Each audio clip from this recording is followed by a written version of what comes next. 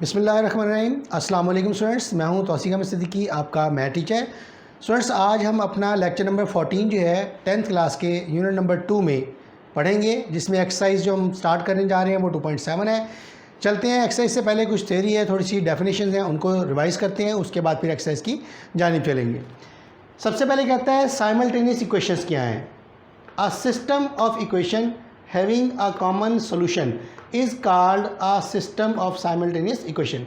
यानी ऐसा निज़ाम कि जिसके अंदर दोनों मुसावातें जो हैं वो हल होने के बाद एक सोल्यूशन देती हो, उसे हम कहते हैं कि ये साइमल्टेनियस सिस्टम जो है वो इक्वेशंस का है।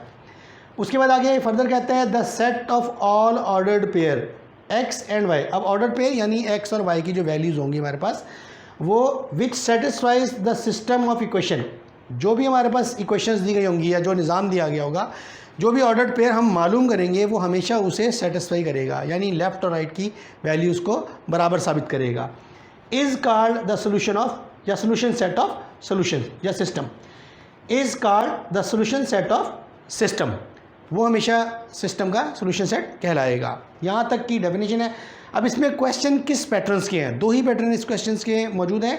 Number 1, when one equation is linear, यानी जिसमें x और y जो हैं उनकी पावर 1 दी गई होगी, एंड अदर इज़ क्वाड्रेटिक, यानी जिसमें x और y जो वेरिएबल्स हैं उनकी पावर 2 और उससे कम दी गई होंगी। इसी तरह से दूसरी जो इसकी शक्ल है, when both equations are quadratic, अब दोनों ही इक्वेशन क्वाड्रेटिक होंगी। तो ये दो तर्ज के क्वेश्चन जो वो हमने करने हैं। सबसे पहले पहली टर्म जो है उसको स्टार्ट करते हैं। पहला क्वेश्चन है एक्सरसाइज 2.7 का, कहता है x + y = 5। अब ये एक प्योर लीनियर क्वेश्चन है, इसमें x और y दोनों वेरिएबल्स की पावर जो है वो 1 दी गई है। दूसरी क्वेश्चन में कहते हैं x² - 2y - 14 = 0। अब ये एक क्वाड्रेटिक क्वेश्चन है, क्योंकि इसमें x की पावर 2 दी हुई है, वेरिएबल यहाँ 2 इस्तेमाल किए गए हैं। अब सॉल्व हम करते हैं। जो लीनियर क्वेश्चन हुआ करेगी, हमेशा लीनियर इक्वेशन में से चाहे आप x वेरिएबल की कीमत निकाल लें, चाहे आप y वेरिएबल की कीमत निकाल लें, ये आप पे डिपेंड करता है कि जो आपको आसान लगे आप उसकी कीमत निकाल सकते हैं। हमने यहाँ पर x की कीमत निकाली और उस इक्वेशन को इक्वेशन नंबर 3 का नाम दे दिया। अब ये जो इक्वेशन नंबर 3 की वैल्यू है, इसे हम उस दूसरी इक्वेशन में दर्ज करेंगे कि जिसे हमने छोड़ दिया था। दूसरी क्वेश्चन है x² - 2y - 14 = 0। x की जगह कीमत दर्ज की 5 - y होल स्क्वायर। अब ये एक परफेक्ट स्क्वायर है, a² + b² - 2ab वाला। उसी के मुताबिक हमने इसको खोल दिया। y² पहले लिख दिया, y की वैल्यूज़ आपस में ऐड हो गई, कांस्टेंट आपस में ऐड हुए तो 11 हमारे पास आंसर आया। अब यहाँ पर फैक्टराइजेशन, वही फर्स्ट को थर्ड से मल्टीप्लाई करें और फिर एक ऐसा पेयर तलाश करें कि जिसके सम या सब्ट्रैक्ट करने से मिडल वन वैल्यू आती हो और मल्टीप्लाई करने से वापस फर्स्ट थर्ड की मल्टीप्लिकेशन आती हो। यहाँ पर 11 और 1 हमारे पास पेयर बनता है। माइनस का 11 माइनस का 1 मल्टीप्लाई करें, प्लस का 11 आएगा, ऐड करें तो माइनस का 12 हमारे पास आएगा। फर्स्ट 2 में से y कॉमन आता है, y - 11। नेक्स्ट 2 में से -1 कॉमन आता है, y - 11 हमारे पास विद इन ब्रैकेट बचता है। अब ब्रैकेट्स के अंदर की जो वैल्यूज़ है उन्हें एक दफ़ा लिख दिया, जो बाहर की वैल्यूज़ है उन्हें एक मरतबा लिख दिया। अब दो ही पॉसिबिलिटीज़ हैं, या तो पहली कीमत 0 के बराबर होगी या फिर दूसरी कीमत जो है वो 0 के बराबर होगी।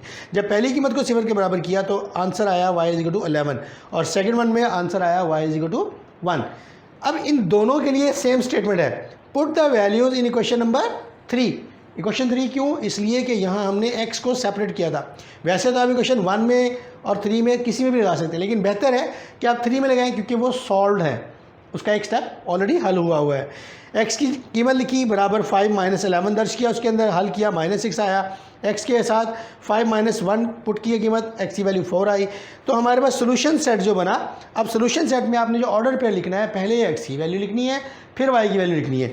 सो -6 और 11, यहाँ पर 4 और 1 हमारे पास बनेगा।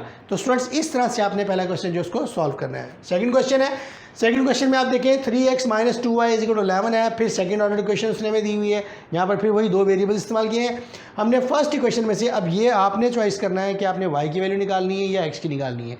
इसमें कोई कंपल्शन नहीं है, कोई ज़रूरी नहीं है कि आपने x की ही निकालनी है वैल्यू, ये आपकी मर्ज़ी है। हमने यहाँ से x की वैल्यू निकाल ली, 2y को उधर लेके गया, प्लस का हो गया, 3 पर डिवाइड किया तो 2y + 1 होल डिवाइडेड बाई 3। ये क्वेश्चन नंबर 3 हमारे पास बन गई। इसी क्वेश्चन नंबर 3 को क्वेश्चन नंबर 2 में जहाँ जहाँ x मौजूद है, x की जगह पर इस पूरी कीमत को इस्तेमाल करेंगे। हमने x की जगह कीमत लिखी, उसका स्क्वायर बना, यहाँ x की जगह कीमत लिखी, y का मल्टीपल है और माइनस वाई स्क्वायर वैसे का वैसे ही। यहाँ पर ऊपर अलहदा स्क्वायर खोलेंगे, नीचे अलहदा स्क्वायर खोलेंगे। ऊपर square a plus B whole square खुलेगा जो कि 4y square plus 1 plus 4y बनेगा, डिवाइडेड में 3 का स्क्वायर यानी 9 हमारे पास आएगा। y मल्टीप्लिकेशन में है 2y square plus Y divide by 3 minus Y square is equal to 1। अब एक रकम ये है, दूसरी रकम ये है, तीसरी रकम ये है और चौथी रकम ये 1 यहाँ पर पड़ा हुआ है। चारों रकमों का एलसीएम हमने बनाया। जब एलसीएम बनाया तो डिनोमिनेटर में जो हाईएस्ट पावर है यानी 9, हाईएस्ट वैल्यू, सॉरी पावर नहीं वैल्यू, ये 9 है। जब आप इसका एलसीएम लेंगे तो वो 9 ही आपका एलसीएम बनेगा। सो 9 से हमने एक रकम, दूसरी रकम, तीसरी रकम और चौथी रकम चारों को मल्टीप्लाई कर दिया। जब चारों को मल्टीप्लाई किया तो ये डिवीजन वाला कैंसिल हो जाएगा, ऊपर की वैल्यू वैसे सच उतर जाएगी। तरतीब लगा ली, वाई स्क्वायर पहले लिखा, वाई बाद में और कांस्टेंट को बिल्कुल लास्ट में।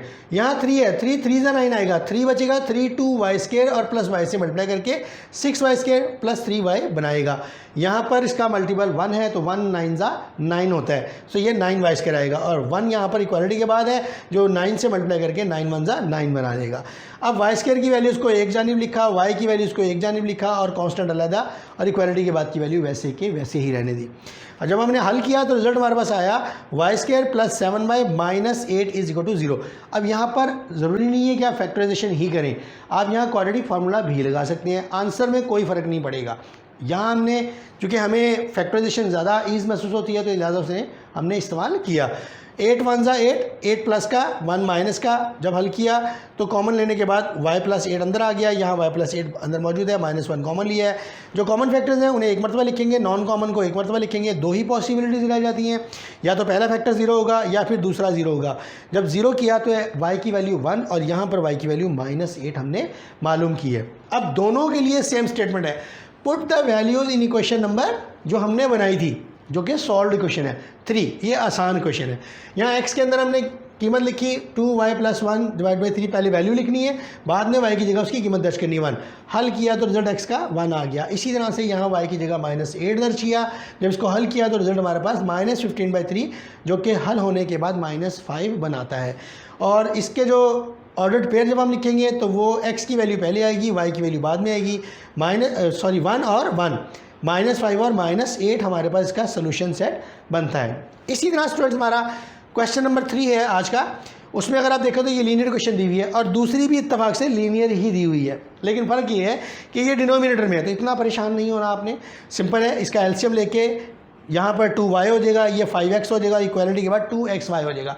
ऐसे भी कर सकते हैं और जिस तरह ये क्वेश्चन मौजूद है इसी तरह रखते हुए भी कर सकते हैं। बाद में एलसीएम आप ले लें। आपने x की कीमत पहली क्वेश्चन में से निकाल लेनी है, x की कीमत आई 7 + y और इसको दूसरी में दर्ज कर देना है। सिंपल है, ये डू योर सेल्फ है, आप इसको अपनी प्रैक्टिस के तौर पर लेकर चलेंगे। स्टूडेंट्स आज का लेक्चर हमारा यहाँ पर वाइंड अप होता है। चाहूँगा कि आप हमारे चैनल को सब्सक्राइब करें, बेल आइकन को प्रेस करें, चैनल को लाइक और शेयर करना ना भूलिएगा। अल्लाह आपका हामी नासिर हो।